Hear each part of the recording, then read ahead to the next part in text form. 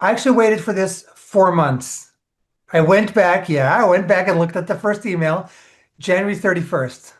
Going on 4 months now, and I was chasing you down. And I've learned not to give up. And here we are. So even if you're 4 minutes So, late, it's fine. I waited 4 months. and it's funny because I have a rule in my office. If you're more than 5 minutes late, I'm off the Zoom. Ah, okay. So, haha. How have you been? Here's my exhausted, running like a maniac, but I don't otherwise even good. hear about Fine. half the things you do anymore because I'm barely on Instagram and I don't see you around on LinkedIn too much. Right, so So, I came back to LinkedIn a little bit now. What I found is, and maybe this isn't a great idea to post about on LinkedIn, but too bad, is that I get far more now out of status on WhatsApp mhm. and Instagram stories, not posts, but stories, particularly. Yeah. I mean, say in terms of ROI and effectiveness, communal impact, and stuff like that. I'm getting a lot more there.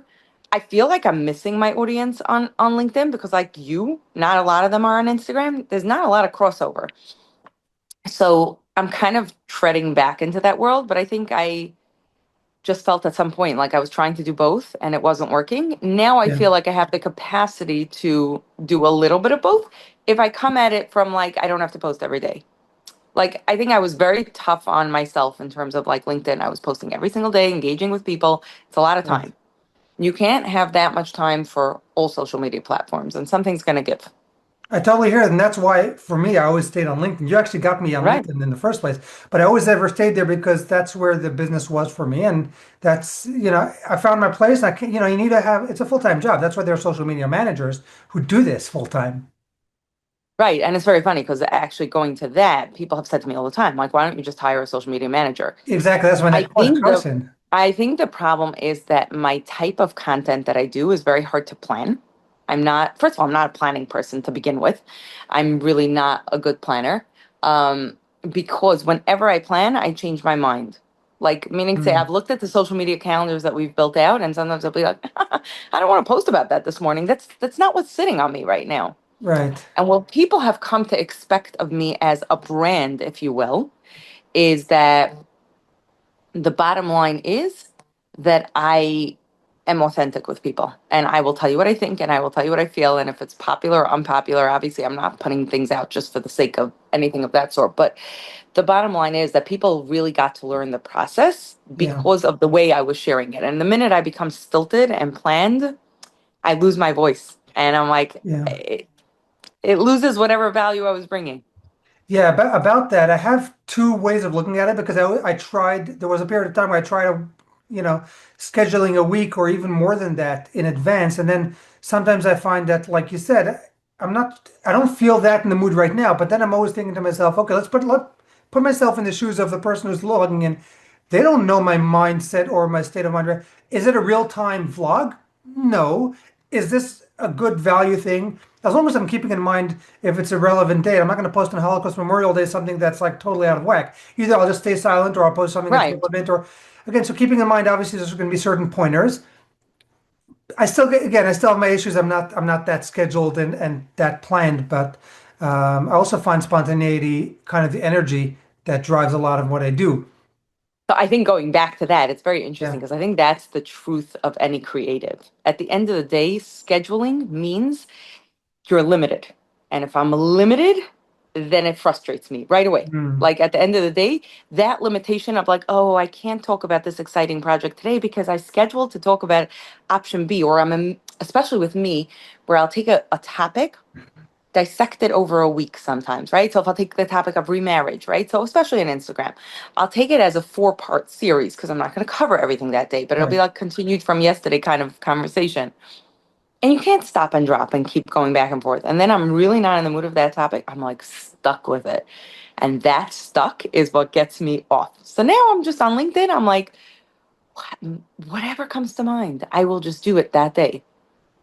Do And you that's fine. find any content that you could recycle and just say, oh, you already have content for here, just put it up there? Absolutely. So why don't you do So that more everybody used to often? tell me is that like just do a lot of what you do. But because interestingly enough, I do live on stories part of Instagram, which is sort of like WhatsApp status for people who are not familiar versus posts.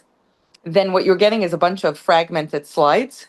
Those are very hard to curate into a post that actually streams. Hmm. So, for instance, I do feel like LinkedIn loses out by not having that feature as popular. I think they have it, but it's not really eh. So, for instance, this morning I was posting that I had this incredible meetup last night yesterday with five women in nonprofit leadership. We meet on a monthly basis over Zoom. This was the first time we ever did a full thing where we were all in person. One lives in Cleveland, one lives in Montreal. Like we all came together in person. It was the most profound day and it was incredible. And then I posted a link, like if anyone has questions for any of us, like about the process of running a nonprofit, about anything.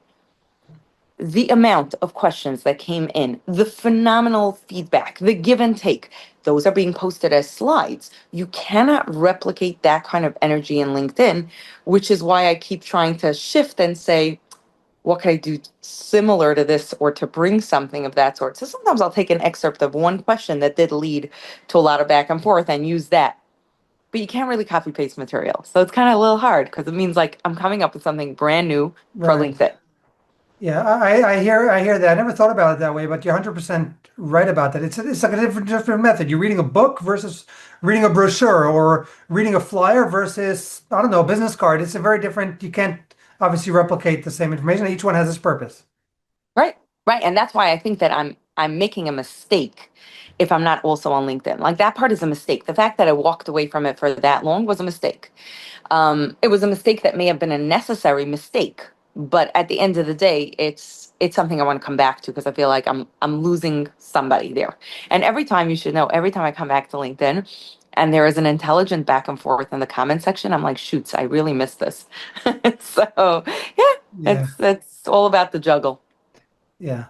Why did you try a hybrid solution? Maybe somebody who's managing your post and then you do the interactions and schedule it for once a day or once every, I don't know.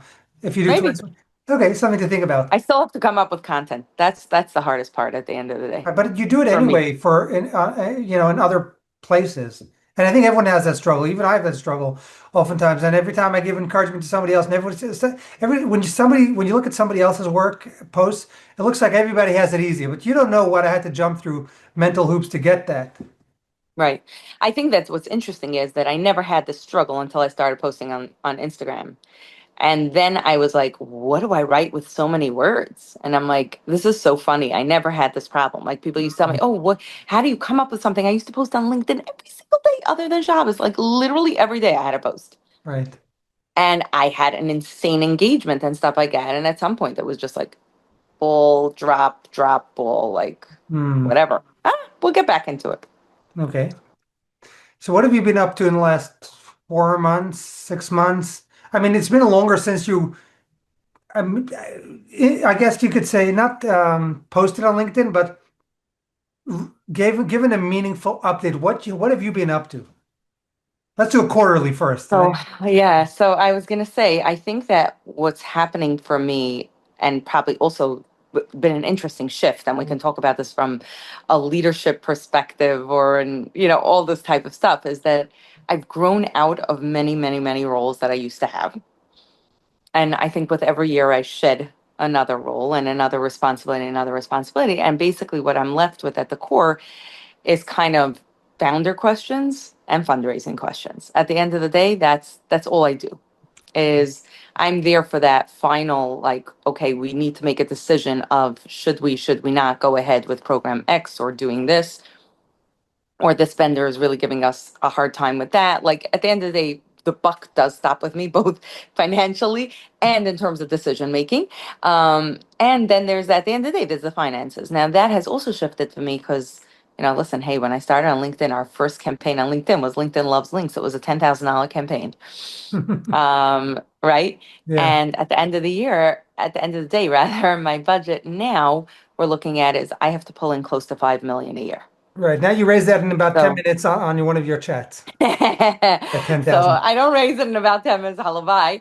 But what's Yeah, interesting is those chats, which we can get into conversation separately, is separate from the budget. So there's the right. 5 million plus whatever gets Wow. raised in the chat. So at the end of the day, what's happened for me is that just even from a leadership perspective, it's shifted. What am I into? What am I looking for? When I go to an expo, I used to be all about the people because, hey, I was booking someone for activities.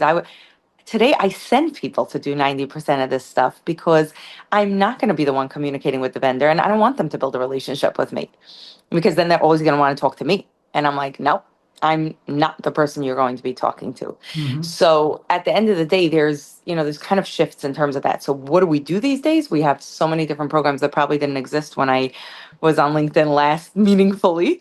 Um, I mean, I think there are obviously the old programs which we held on to, which were the weekends and the quarterly events, but we have many more branches. We're now, in addition to obviously serving with therapy referrals and case management and everything else, that we always service the United States, Canada, English speakers in Europe and Israel. But right now, in terms of like branch location, events actually happening there, we're in Baltimore, Chicago, LA, and Cleveland, in addition to New York and New Jersey. So there's a lot of bustling chapters that are having those similar events. And then there is our legal division, and there's Dress Me, which is our clothing store. There's gift cards for Yantif. There's therapy funding, therapy referrals. Like at the end of the day, and now we're having a ribbon cutting actually tonight for our new Chas and Kala showroom, which are going to be for Chasanim and Kalas that don't fit within the criteria of many of the other wonderful organizations that exist. We were finding that we had to create something that caught the people who were in between. They don't live in this neighborhood, or they're not part of this community, or they don't fit the criteria of whatever. And therefore we were getting left to fill those challenges. So now it's very different in terms of that. Wow, so that's a lot of growth, a lot of things. What about London? I didn't hear you say London Arts Show. I know you have some. So we don't have branches there. We deal with the families there, the Got English it. speakers there. Okay. We'll do it in terms of a lot of different help, but it's very limited because we have limitations in terms of fundraising in those countries, and we're not looking to start that Right. because they're impossible. But at the same time, it becomes difficult to have like a one-way street where it's only funding going out with no funding coming in. So we have limited services, and we fly them in still for Shabbaton and stuff like that, but it's definitely more limited. Right. So speaking of fundraising, where do most, I guess, how does the pie, how do you split the pie? How do you raise that gargantuan amount? So it's split in a few different ways. So as you know, and I'm sure we're going to get into that, we have a campaign once a year in September. That one last year, let's say, raised 2 million. So think That's about already a that nice as amount of the that's budget. yeah, that's about Yeah. about a little less than 50%, Okay. obviously, but it's what is it, 35, 40? I don't remember anymore. Um, anyway, and then we have parlor meetings. Those are huge for us, and that's where we're trying to expand because there you get a community to accomplish two things. Number one is they show support to their neighbors. Like at the end of the day, I hear this every time from men and women who lost a spouse. Like, I'm so happy to see my neighborhood come out and support. Like, it's so nice to know that my Right. neighbors actually care. So there's something very nice about that, and obviously it gives us a chance to interact with many more people at one time. Whereas I could go for 2 hours and meet with one donor. Here I have the opportunity to meet 100 people in an hour. So it's from a wider reach, and then sometimes we'll develop more meaningful, longer term relationships where sometimes people will say, "Hey, I want to get into this conversation more. Great, let's take each other's numbers. Let's meet up." But a lot of times it's even just about them saying, "Hey, I never heard of this before," or "Let's talk more," or "I have a neighbor or friend who could benefit." And obviously the donations as well. It's tremendous to have be able to meet an entire community in that span of time. So that's where we're looking to expand. We do about 80 a year now, and really my goal is that this year that should go up to 12. Those parlor meetings, people ask me always like, how much do they raise?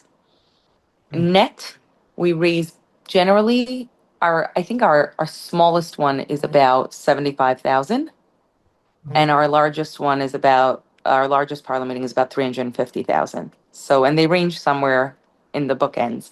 Most I would say go between 150 to 250. Okay. Um, and so if you do that math, right, if our goal would be to get everybody to be at a minimum of about 150 to 200 standpoint, right? Let's take even the 150, and you can take that up to 12. There goes your next million and a half right there, Right. Right. right? So Okay. that the goal is really to bring in more of those because it's a lot of people at one time, Yeah. being The able to give. ROI is greater, obviously. Yeah. In general, and people ask this to me all the time, like, who are your huge supporters? And we do. We have people who've backed me tremendously, which is that final. million and a half is raised from private donors where I'll go out, meet with people one on one, go into a business. Sometimes you have three partners who are like, let's do this together. Really, those kind of effective conversations, which are amazing. And not but, I think that one of the things that many organizations struggle with when you rely on only people who can give you a larger amount, if for whatever reason they have a different commitment that year or something goes wrong business wise, you're then down in the tubes on everything. And so my model has always been built, both campaign wise, we had over 10,000 donations to get to $2 million. The average people are giving us $50, $100, 180, whatever it is, on Right. a consistent, regular basis. And for me, what happens with that is I feel like we get such effective fundraising in the sense of it's everybody in this legit. So Right. there's something, obviously we need the three pieces. We need the campaign people, we need the parlor meeting people, and we need to also have the larger donors. So between the three, that sustains us that way. Diversification. You're working with a business mindset. Yeah, yeah, very much. Because I think I've been burnt on every model, right? That's what I love So about the way you operate. You're a nonprofit working with a profit mindset, figuring out how to you invest your want to time go and right into the video talk, don't you? no, not at all. No, and the reason I'm saying that is because it bothers me, and I've said this to Label, and I've said this to you also. It bothers me when people say, "How much money will I raise from this video?" But I'll get to that. Hold on. We'll I leave the need, video for like, that. I'm just gonna say You think we'll I know? get And to by the that. way, that was my initial. You know, for I do video marketing, so Right, that was my initial thought. Okay, I have so many questions on the video side of things. How do you decide what to invest in ROI? A million and one things. But because that's the world I live in, I I'm much more interested in things that I'm not familiar with, and all the rest of the stuff is like, okay, that's interesting. That's interesting. Okay, we'll get to that. right. But No, I just think that in general, going back to this piece about business mindset versus yeah, nonprofit, there's something very interesting. The Attorney General's office once had a class for people in our community, just teaching them, unfortunately, what are typical things that they find wrong and how do people get into trouble. And yeah, basically, we want you to stay out of trouble. People think that the IRS and the Attorney General's office are out to get people. For the most part, and I'm not saying that there aren't cases like that, for the most part, it's not so much that way. What we will find sometimes is certain things are mistakes out of ignorance. right, And ignorance sadly gets people into a lot of trouble. And then there's unfortunately cases and situations where people just thought they could take certain risks and you can't. right, One of the things that they mentioned very interestingly is that people think a non for profit has to never make profit. right. Okay. Got it. And they said, so people think like when I file, I always have to have a negative at the end of the year because if, Mm, I manage to actually have money in the right, bank, then what's that going to look like? And the truth is that most nonprofits, if we're being real, file at the end of the year with a negative because it's legit. Because I tell you I need 4.8 million and I do. And sometimes I'll fall short of that goal either because people didn't pay up a pledge or because I didn't manage certain things right or because costs went up in the middle of the year where I thought my budget was going to be 4.5 million and suddenly like, ooh, we have this spike in gas prices so suddenly every bus you're renting that used to cost you 2,500 is literally costing you double. You're going to be short. All of a sudden you're like, oh my gosh, how do I raise that extra 300? right. So yeah, it's normal. It's not considered a red flag if an organization has a certain normal negative. I'm not saying you want to be in that place, and I have a personal goal of getting to a place of tremendous like a solid good emergency fund for exactly all these types of situations so that you don't have to come onto this and you don't have to have that chaos. Um and it's a goal and it's something that I'm getting closer towards, Baruch Hashem. Mm, Having said that, it was a very important distinction is that a nonprofit is allowed to call itself a nonprofit and actually profit as long as you're not profiting for yourself. And what I right. mean by that is nobody's walking away and now having a business Executive and salaries and investing the bonuses and all that stuff right. So of the you're allowed corporation. to, Yeah, you absolutely should be having, normal salaries. You should be having things that, pay out and you should be able to pay hopefully your rent and your mortgages and right. everything else that's needed in order to function. And, it's getting, I think there was a mindset for many years is that all nonprofits can operate on volunteer. and Right. can take people for free or pay them very cheaply. If you want good labor, and nonprofits are servicing the cloud, they're servicing the public, they're expected to be able to offer good service. I need people who I actually have a commitment from. You're going to be in the office at this time and stay here until this time.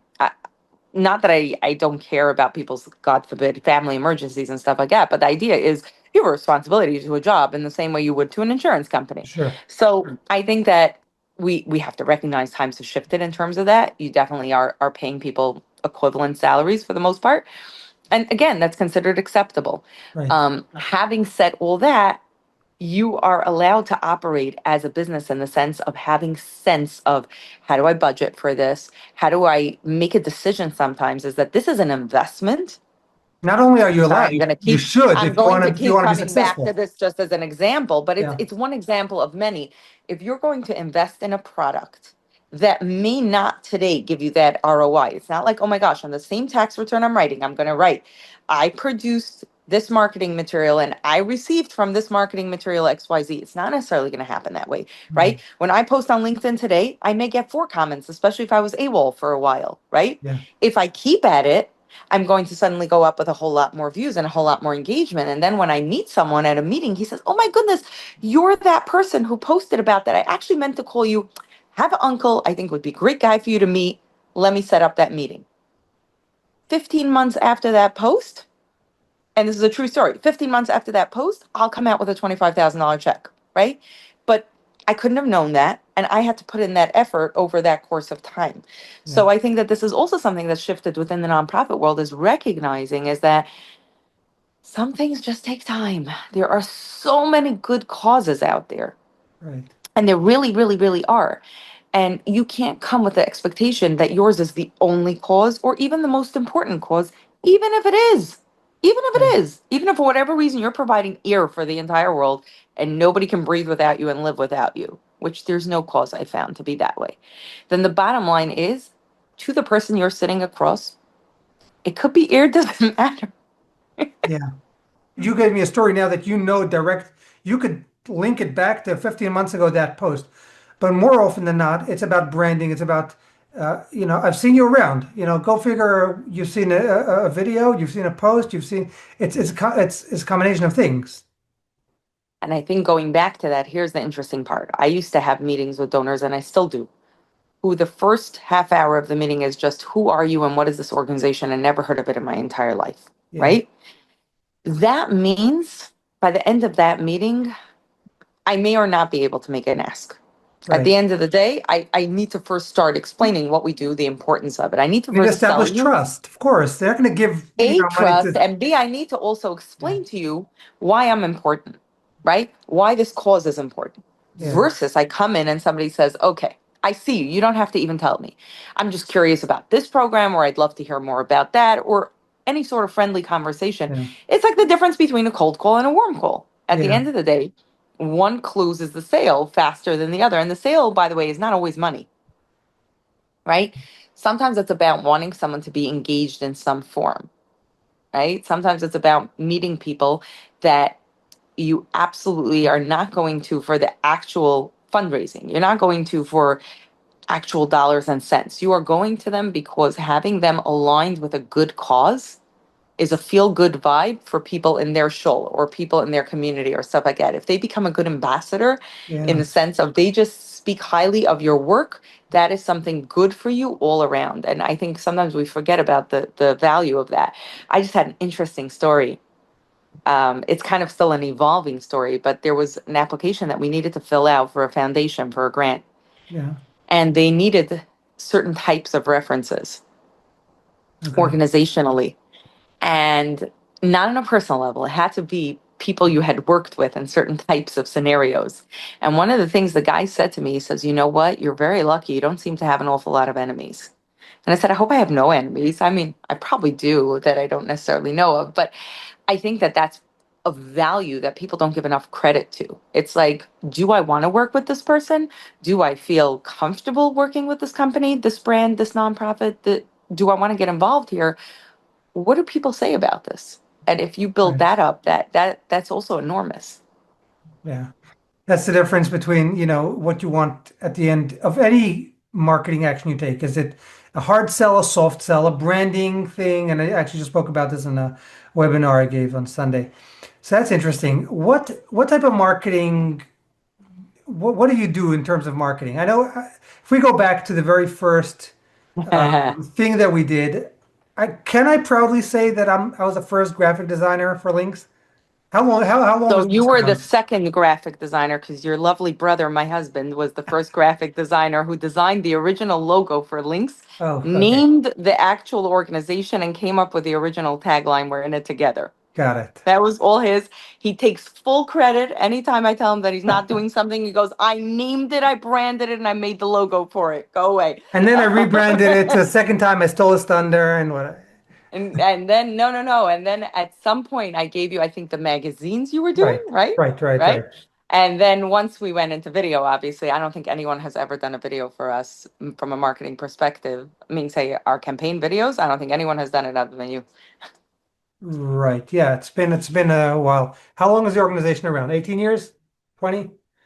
It's hitting 20 this year. 20. Wow. Do you have a We're specific in. date? You celebrating this? Yeah, April. Well, we started in April 2006. So in April Okay. Oh, 2026, it's officially 20 years old. counting down. We entered what would be called in marketing the 20th year. Like if we wanted to market the 20th year, we could.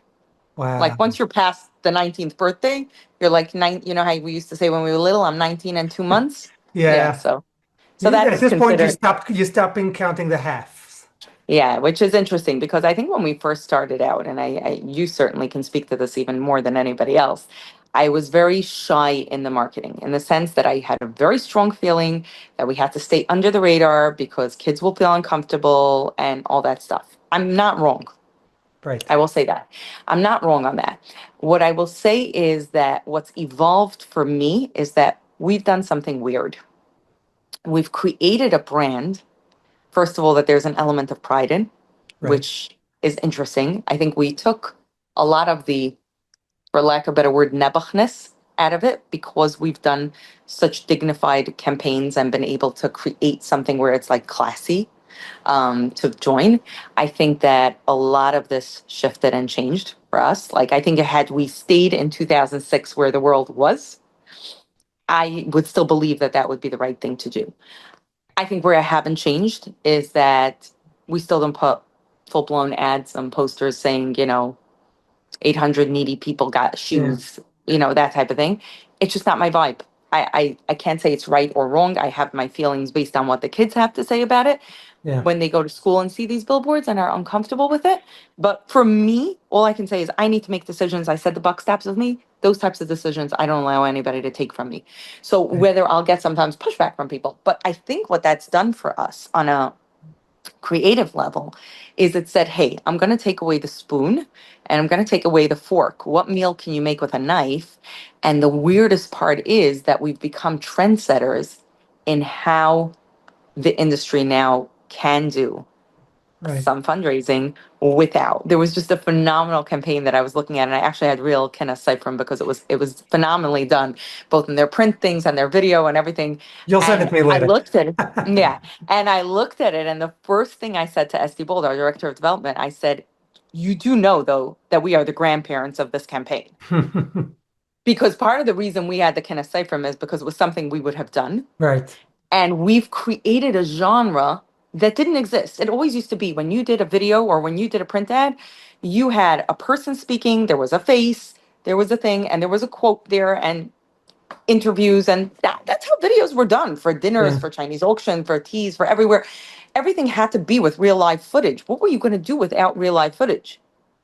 Right. And when we started working together and using letters and stick figures and creative arts and who knows what else. I mean, goodness, we've done a lot of crazy stuff. Or even the video that you did of my story, right? Where it was, the production Just where we did you that. on a in a bedroom. Yeah. Right. Building a set with even I wasn't shown fully at that point. It was like I came Yeah. into being later. There's if you really want to go into the art of it, like, and you get crazy creative and you're willing to go way out of a typical box and say nobody's done that before, but maybe if we do it well, they will. And that's always been Mm, like the philosophy of like, if it's the right thing to do, and this gives the right messaging, and therefore is right for our brand, because if you stand for dignity matters, right, and not showing the faces of kids and teens during campaigns, but then you make an exception for your own campaign and you're like, well, then who are you? Right. right. And that was what I always used to tell myself of like, I'm not going to do something that I tell the whole world you could do it without. I'm going to have to prove it, Yeah. right? And it's that very first campaign after the 10,000, which was a fun one. But that first campaign that we did 100,000 was called the Dignity Deer. Remember that? Right. It was called the Dignity Deer because we challenged people to say, can you give to a campaign that will not use the faces of children and teens and will not have that? And it's been phenomenal to watch how we've shifted the world. Right. And every year is just really figuring out a new concept with the same theme of let's let's keep the heart, but you don't have to show the face. Let's frame it over here because this is what really matters. Right. And I think from an audience perspective, because every year we manage to have a lot of fun and do something a little crazy, you keep the intrigue going. It's not Yeah. the same old, same old. You're not expecting it. I'm not saying there are some ideas that we've had over time, and one day we'll be able to produce them um, that may use people's faces, not the kids and teens. It may have a very interesting, different phenomenon. But at the end of the day, I think we've kept the intrigue because people don't know what they're looking at. When they start that video, they We don't. spoke about that as well. How about if we put maybe an actor? We always shut that down using fake kids Yes. because it could be perceived as the real kids, and that's gonna again you're gonna run into the same issue. Right, right. And I think that, when I was saying, by the way, just to clarify, when I was saying in terms of real people, going back to that acted scene that we did with me, and it was my story, right? And because I'm a grown adult who can give consent and be able to share my piece, Right. doing something in that genre is not something I've ever shot down. But being able to take a kid whose parents said yes, I didn't feel was I Yeah, would be able to work with that. I also felt that for myself, like the boundaries would be blurred. Like, I'm oh, with you now on I'm that. your, Yeah. in terms of that. So again, Yeah. it just wasn't something that worked for me. But now what's interesting is one of the things that I've always like done over the years is I've done all our campaigns and everything on social media, between LinkedIn, Instagram, and WhatsApp video and stuff like that.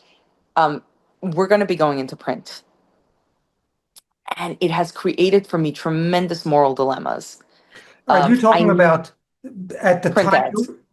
When are you going into that I now? never did now. Yeah, I Right. 20 Okay. years. I have never Right. done a print ad in any publication ever, other than for our concert. Fine, that doesn't Wow. count. I wanted to talk about concert. We'll get to that in a minute. This is Yeah, interesting. So yeah. you're And by going the way, into the concert goes under the category of a parlor meeting on steroids when you divide it, okay. because it's meeting a lot of people in that You'll space. get tell us about that in a minute. You're going into print ads. What is the purpose? What is the reason behind that, and why now? And I'm what do like you want taking out of it? such a deep breath as I'm telling you this.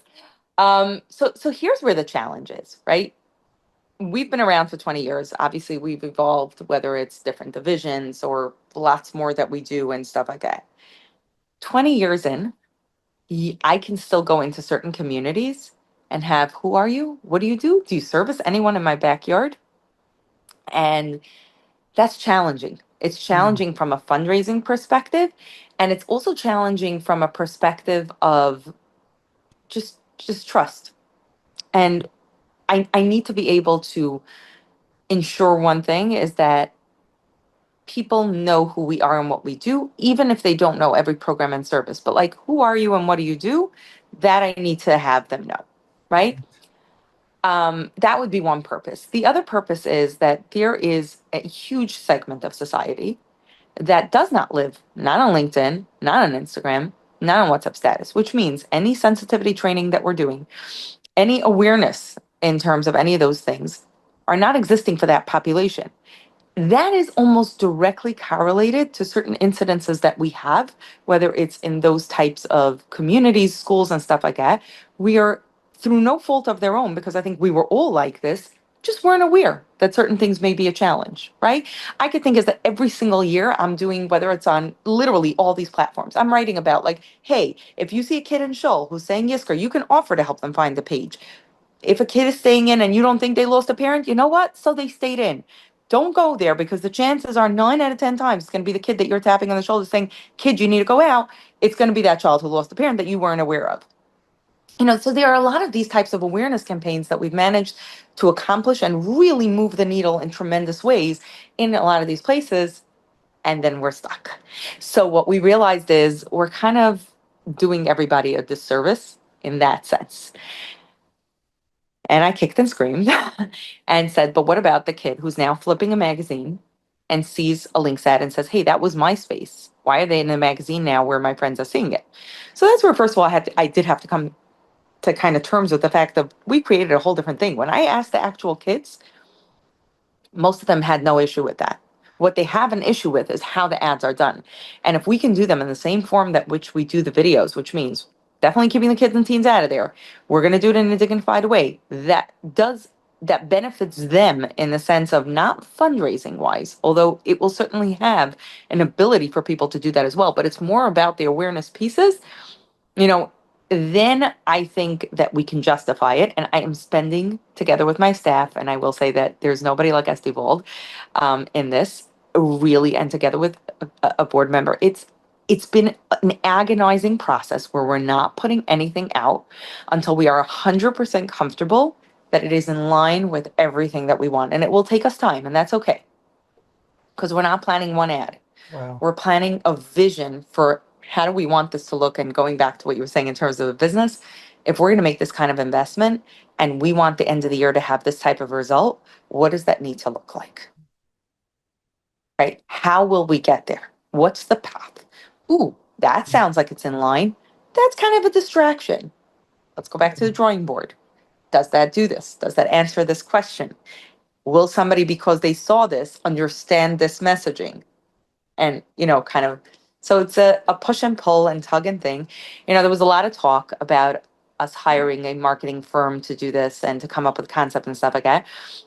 And I'm going to toot our own horn here and say that our videos are collectively us and you, in the sense of we really know our audience and we know what we need, and we have real talent on that, in that field, in our organization. We don't have real talent in every part of our organization, right? So therefore we need to outsource some parts of it. But I think that we have the talent in terms of understanding our audience and understanding the kids that we service better than anybody else. And so we will know if that word will grate on our nerves. So Yeah, that's it. it's about the vision and the direction, uh, bird's eye view. How do you quantify results?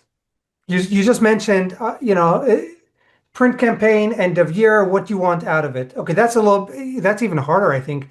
How do you quantify, in some community that you're targeting with print ads, and as there's, it's all over the place. But let's start with video because you have digital, metrics and ways to. Do you have a way of tracking this thing, and have you been tracking it? Yeah. So with digital, I have two things that are my ROI. One is obviously, when you're doing a video campaign, and you post it on different statuses or you pay for different platforms, we Yeah. use Bitly links. It's as simple as night and day. You want to see how many Okay. people are clicking after watching this video. What's the impact? Where are they clicking from? Where are they coming from? What type of communities are finding this and how are they finding it? And obviously, then there's the just anecdotal evidence of people telling us, like, we've had people vote on which was the most impactful. Like, we've done 3 videos in a campaign, right? Which Yeah. of these 3 spoke to you most? I didn't know you did In that. terms of, Those things. I did that a I'm so couple curious years to see the ago. results. I want to I did know. that a couple years ago. Yes, I Yeah. want to know year for year. If you could send them to me, maybe I'll post the results on the screen because on the longer form, thing that we're going to release. And the other thing is, do you know which video, be it a campaign or a specific video, a single video of all time from the 20 years that you've been doing this, ever since you started, what has been the most effective? So it's hard to say, and because effective has changed. So I will say that our campaign video called Dear World, that we did right after COVID, probably made us the most famous. It was a completely mind-blowing series. And just to tell people who didn't watch it, it was letters that we had the kids write Dear World, like they were open letters, and I'm we going to put designed up, them. yeah, I'm going to put Yeah, up 30 seconds or whatever, yeah, just enough for them to get that thing. yeah. Dear world, I'm 4 years old. My mother died. I don't know why. No one talks to me about it. They just give me toys and games and lots of candies. But I want to know. I want to know what happened to her. I want to know what's going to happen to my father now. What's going to happen to me? Maybe I'll know when I am older. First of all, it was right after COVID. The world was very shaken up by a tremendous amount of loss and stuff like that. And it went viral is an understatement. It was all over the place. I was getting feedback from literally every country and every place of like people seeing it. I think it was probably one of our widest viewed videos in a weird sense. Um, and I think it's withstood the test in time. Meaning to say, if I were to bring this and tweak just the call to action, bottom line is it's a strong video. And we have Um, done that so many so times with many I videos wanna over the just years. say this is Okay. the other ROI that I have is how many times can I repurpose the same thing? Which means, Yeah. yes, you pay for it, and obviously that's a large investment. And if I was using it just for a campaign, I would have to justify of do I think this could raise at least XYZ? Now, I'm going to say this to anyone who doesn't understand this. Video is what is the linchpin for us for our campaigns, especially because we're not having real testimonials. We're not having people getting up there saying, hey, my kid was serviced, or saying from a kid's perspective, they are. The real raw emotion that gets people to say, I need to be part of this, either as a raiser or as a donor, is from the video, right? Because a And flat just to thing drive doesn't. home the point, sometimes you'll get them somebody who is going to donate, let's say $18, and then they've seen a video and it's like, okay, I'm going to donate $50 now. I was Right. really, really Right. touched. I could really stretch myself. And I will say also is that we often get people saying, "Can I have that video for status?" Like, yeah, I could give you Yeah, $18, let's say, but that was such an impactful video. I need everybody within my neighborhood to see this, which again, doubles, triples, quadruples your reach, and you never know yeah, where that ripple goes to, yeah. right? That's one ROI. The other ROI, going back to what I was saying, is in terms of just the repurposing. So for us personally, one of the things that we look at with our campaigns is we do 8 to 12 parlor meetings a year. We want to be able to take from within our library something that is appropriate for this particular event. So if it's going to be a men's event, we look at what's the age demographic of this thing. Oh, they're all making bar mitzvah now. Let's take the bar mitzvah video, Wow. because That's why that way it will be okay, now some. I get it. Because sometimes Yes, it seems very random to me when you came back 2 years later and then, okay, let me repurpose what made you decide to choose one specific video when, just for reference, people, we're talking about 3, 4 years. I don't know how many campaigns we did for these right. different styles. Each one had 3 videos. Yeah. I mean, just of this. So sometimes you'll go back to that and you'll say, hey, if everybody here is making bar mitzvah, that creates a relatability factor. I just made bar mitzvah for my son. I can't envision what that would be like for a child not having their father. I know how Yeah, much time I spent with my son. And that suddenly says to a person, I get it. I get what a father's role is, and I get where you need to step in. yeah, So, or sometimes if it's a women's event, right, you'll want something where they're relating to something there. Or sometimes, again, for whatever reason, we will usually look at it. One of the things that sometimes we have fun doing is we'll post it on like a group of a few of us from the staff and be like, of these three, which one would you love to see again? And bam, if majority says one, we're like, that's it. It's not even a question. We're not overthinking this. That means there's something drawing you to this one. So if we have all options for our concerts, I think for so far three of them in different types, like we had these call mic shows, we had a couple of other things. Um, we've used the one where I was on set. Why? Because that was taking an audience where we had to figure most of that audience never heard of us. What's your mission? What do you do? Who are you? And why'd you start this? and that video Right? sums it all up. It shows you And the we're at founder's message, who you are, exactly, how you got to where exactly. you are, what you're about. So if you look at it right now, most of it, I'm going back to 2020 in my head, and I'm like going through all of them, the empty chair forever, the dear world. Like I can go through all these and I can think to myself, there's almost no video that for the right event, I wouldn't be able to say this stood the test of time, which to me is a success, because that means I invested whatever I invested in it. I now have a library of 12 of them that all it takes is swapping out a new call to action video of whatever else you want for Yeah. this. And bottom line is the messaging, because we haven't changed in that sense, remains the same. And because it's not so much about let's highlight this program, although we may still get into that, but it's more about let's highlight this pain. That stood the test of time. Wow, that's interesting. So going back to the point of a lot of the purpose of marketing and videos specifically, if we're honing it down, is to get that exposure, the branding. So again, it softens it. It serves a few purposes. So now it's understood why you can do, obviously, these events like concerts. Again, these probably, I'm curious if you like to hear these specific concerts, profitability, was the amount of time you put into it, the effort, all that. So, so the Tell me concerts that how did you first get into it and what did you do up till now with concerts? so we've had two different style concerts. One was we had the Riverside Experience where somebody else had a concert going and we were the beneficiary organization of a portion of the funds, which meant we did not have to carry the responsibility of filling that room and of ensuring its success. It was however successful they were, we were going to benefit from that success on some level. The profitability of that is beautiful. It is obviously nothing close to when you're producing your own show. Hey, you're carrying the investment, you're also carrying the returns. Right. So, in terms of um, in terms of the difference between those two shows, right? One will be a profitability in a 5-digit figure. One will be a profitability in a 6-digit figure, Got right? it. And eventually, hopefully, a profitability in a 7-digit figure. But Yeah. that's the difference. So that's one difference. The other difference for us was that the shows that were the Chalamite shows were actually very good testing grounds for us and a lot of different things. And that's actually how we really rocket science lifted the opportunity chat. Because that video, remember your Yeah. opportunity video that you made, that commercial about the opportunity chat. That's why I said I'm not taking off the table highlighting a particular program or service, but that one was shown at that concert. And all we asked people to do was not to donate. We asked them to text a certain number so that they can now be added to the opportunity chat. And in those few shows combined, we got about another 900 people added into the chats.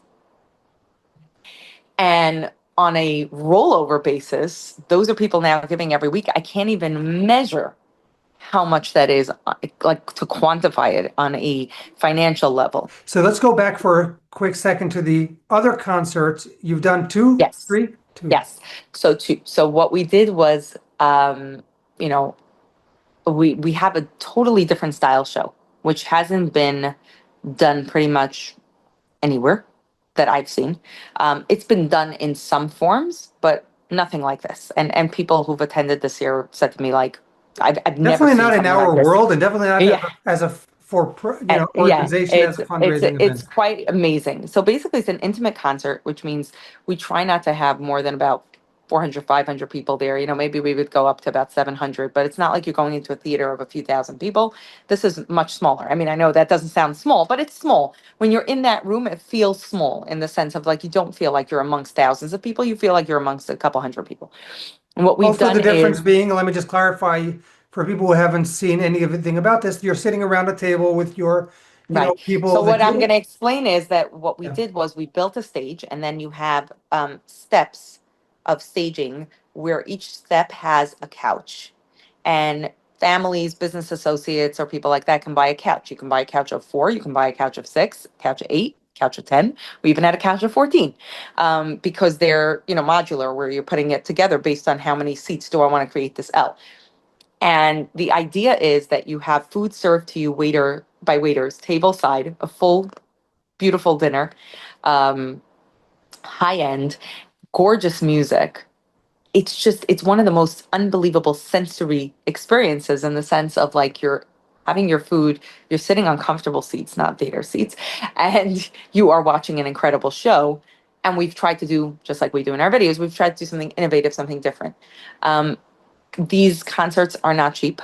They're not cheap to produce. They're not cheap to buy tickets to. Having said that, Baruch Hashem, we set it up in such a way where it should be profitable, so that it's not. We don't want to be like we want to take the corporate sponsorship levels and have them cover the costs, and then be able to bring in the ticket sales being the profitability factor. And I think we're building out something that's unique and different because I think people just felt like they had a very special experience and it was beautiful. in that type of intimate setting, it also allows us to talk a little bit more freely and a little bit more openly about the work that we do, and be able to really get people involved on different levels. We have people there who are vendors who came to us afterwards and said, like, next Yantiv, I want every family to receive XYZ from us. Like, this is just something I must do. And we had people there who have become committed partners in much bigger forms. So it's not only about what you make that night, it's about the relationships that you build with people in a way that's profound. That's incredible. So you're always going back to the same point. It's the same idea in all of marketing. It's a mindset. It's not Yes. I'm investing now in a Mm-hmm. video and I want to see return within a month or within a campaign. It doesn't work that way. No, it really doesn't. And when you get stuck on that, now I want to put in one caveat. I think that especially startups, I'll hear this from them all the time. Like, how much should I be spending? What should I be doing? I mean, bootstrap this thing. Really, at the end of the day, you can't afford when you have no money in the bank to say, I'm going to put out Right. this blasting $100,000 campaign and market it and brand it like crazy. You're not there yet. You Like, you're built not up to there yet. it. I mean, that's the And I want thing. to tell you something. It's very interesting because I think that I had a tremendous advantage of having started this 20 years ago. I think the expectation of donors, because we're all shiny and glitzy and cute, the bottom line is that when a startup comes and you're nerdy, you're nerdy. Yeah. And people feel that pressure. I started by having you guys design the magazine, pulling out a shelf from there. You know what I mean? You were a teenager then. Like, I wasn't going to the fanciest firm at that time. Now I am, but fine. But, And this is an you know, important lesson. We personally, yeah, we've both grown. I You've think we grown the both grew organization, and together. I've That's grown the on weird the part. business side as well on the video. But yeah, Right. ultimately, it's not right for everybody, and not everybody who asks. And the people who are asking this question, for many times, the answer will be for them. It's not really for you at this point. And I'll if give you you a do, different yeah, example. I'll give you a different example that you'll appreciate also. We're transferring now to Salesforce, okay? And we're customizing it. And anybody who okay, knows that knows it's not cheap. It's a great CRM, um, gives you a lot of grief when you start it and you're ready to kill everybody through the process, especially if you're not as techy as you should be. But ultimately, from a search perspective, from audits, from grants, from everything, it's a superpower, right? It's taking awesome technology that you have to learn and have a learning curve to, but once you get over that hump, and it has to be deeply customized, and you got to spend a lot in order to get it. Most organizations that I know who've customized Salesforce will spend anywhere from $20 to $60,000 to really get a good customization for their software that will be available to them for the longer term. It makes it back not even a question. Okay, pretty quickly for an established organization. Somebody called me up. She literally is founding an organization this year and she's having a meeting with somebody about customizing Salesforce. I said, you don't even know what criteria you want to collect yet. I, at this point, want to know, is this person also been to my concert? Has this person also done this, right? I know which features, or when it comes to a family, my goodness, we know which questions the case managers want asked. You didn't even do it yet. You don't even know mm, what these families you're providing for need. right. There are so many free or very cheap CRM programs.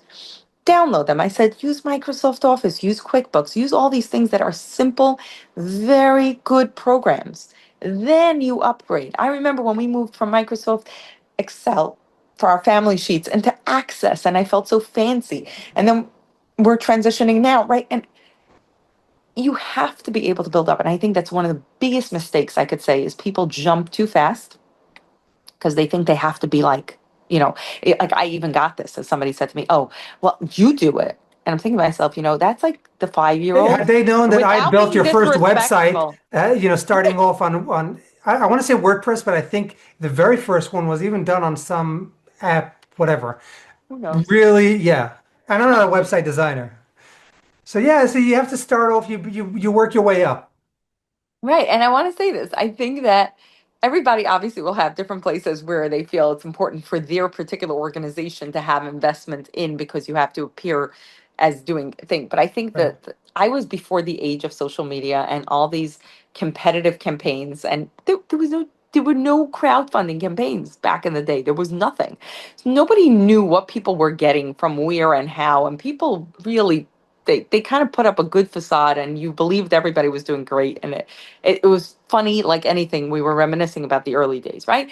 Right now, things are a lot more out there. Donors have expectations, a lot of them rightfully so, but some of them I'm looking at and I'm like, yeah, you're not there yet. Like, take 5 years. I tell people all the time, take 5 years to learn the hard way. Don't go very big. I said, because you're going to make really bad mistakes. If you're human, you're going to make really bad mistakes. The nice part is if you make it in front of a really small audience, you have a decent comeback. The minute you super shoot to the moon and you make these really big mistakes, because we're all going to do this, wow, epic fails in front of a lot of people. So I'm like, even for that ego alone, like, just stay small for a little bit and learn. Yeah. Final video I want to touch on, and this might be already is the last one we've done together, is the music video. Of all the videos that we've done together, and other projects that other people have done for you, I can understand the ROI or the branding or the awareness. This one, I think, needs a little bit more explanation. So It's a you don't even music know what's video. coming, You what's invested in a coming next song with it. and an epic music video. Yeah. So I think that the video, for those of you who don't know, it's called "The Neshama Lives Forever," and it was written by A.B. Rattenberg and performed by A.B. and Joey Newcomb.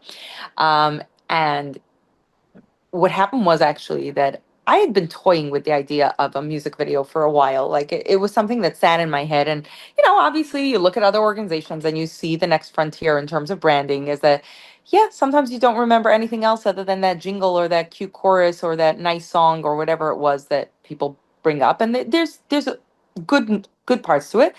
But I kept getting stuck in the ROI of like, music videos cost a lot of money. They aren't the same kind of ROI in the sense of you're not pulling at the heartstrings in the same way, or at least so I thought. And bottom line is that you can't necessarily say, okay, because of A, B happened. So, yeah, do I have the extra dollars for branding that's important? Not really. So we're going to skip it for now. And it was sitting there. What happened was I had gotten then an email from A.B. Rattenberg that says, I have a song. It may be of interest to you. I'd love to speak. How did I'm he like, get to you? so I'm trying to now remember if it was Donnie Gross or it was somebody else who mentioned that maybe I would appreciate the song. Somebody mentioned it. Okay. And I get on the phone with A.B. Rattenberg, and it's like, first of all, the voice is exactly the same. It was thrilling. It was absolutely thrilling, and I think you'll appreciate this because you had the same joys when it came to the video. It's like Yeah. you're working with a legend and a real talent. And he's so Anyway, so, humble. oh, he's amazing. So anyway, he talks to me. He tells me, I have a song, and he starts to tell me the concept of the Neshama Lives Forever, and I was like falling for it, hook, line, and sinker, because you're speaking my language. You're basically encouraging these children in a capacity that's kind of the subliminal marketing that we talk about, right? And it's like, I changed my mind about the fact that you can't hit people where their hearts are with a song. And then he sent me a demo of it, and I went crazy for it. And humble person that he is, he allowed SD Bolt to change one or two lines that just were more in line with what we wanted the ending to be.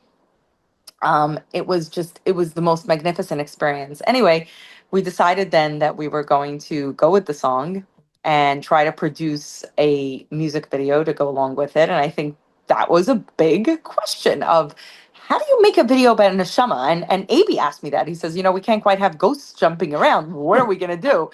And instead, I think in wild fashion, you produced a music video that was so unique and different. And it was something people like were staring at. Anyway, it was something that was wildly successful. We were, of course, able to use it at our concert as well.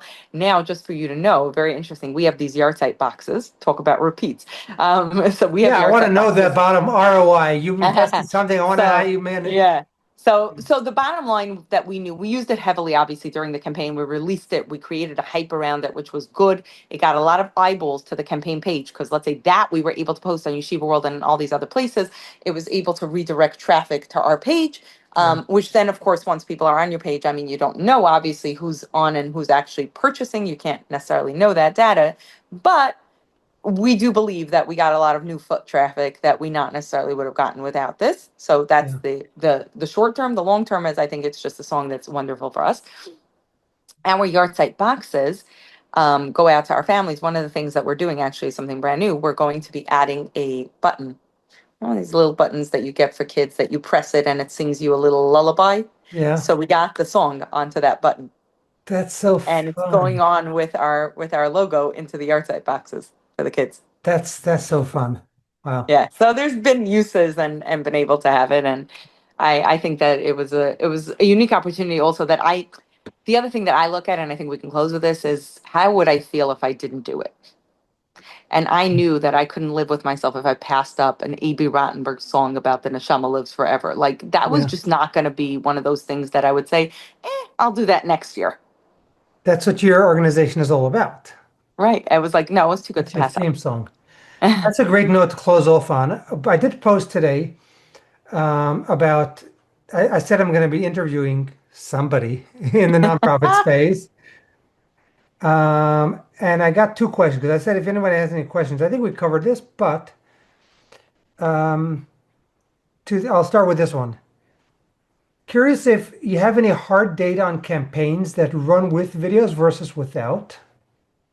So I don't think I would ever do a campaign without a video. I Okay. think that there were successful campaigns that I've watched this year, very interestingly, that have done it with like more Instagrammy, reels of just like people talking about their experiences and stuff. Again, I think that that has value and could possibly be done even if it's done raw, unprofessional in somebody's dining room. I think that's a theory, and there was a reason why it worked for that particular organization. But I think that doing it with no video at all, I can't see how I shouldn't say how it can be successful because you can have successful campaigns without anything with siyata dishmaya, Yeah. but I think that you're really risking something big. Okay. Fair enough. I'll take that. I'm the video guy, so I'm happy to get that on my side. Final question. If you had no funding limitations, what would you do differently?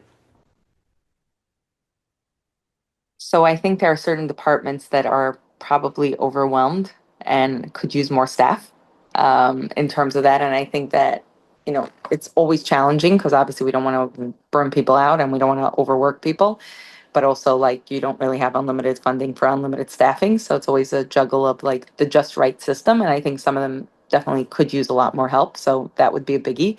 And I think part of the reason that's a challenge for every nonprofit is because nobody wants to hear that they're funding staff. Everybody wants to feel like they're helping kids without realizing is that the kids don't get the help they need if there isn't the right amount of staff. So I think that that would probably be something big. Um, what else would I do? I think I would want to do more alumni services.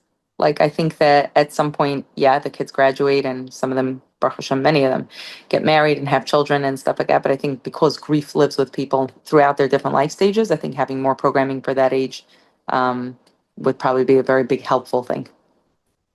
Okay, I like that answer. Final word of advice for nonprofits, people who run nonprofits. I know we spoke a lot of things. They could take everything from this. Final thoughts. You've been Hey, doing this for 20 years. You've had your I'm ups and downs. Maybe it's just that say, hey, right. So I think the one thing I will say is stay humble, keep learning. Don't think you've ever mastered it all because there's never that capacity, and that's when unfortunately ego comes into play, and it's something you want to be very very careful of, especially when the community has tremendous trust both financially and emotionally within you.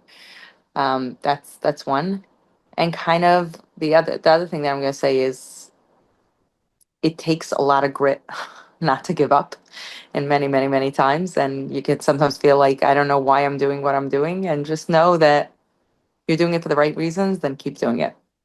that's amazing. Thank you so much for your time. If Thank people you. It was good want catching to up. learn more about the organization or get involved, it's linksfamily.org. Is that right? Yeah, Okay. you And got I it. guess they're going to have all the links and everything on the website. Everything's on there. All right. Exactly. Perfect. Thank you so much. Amazing. Take care. It was great schmoozing.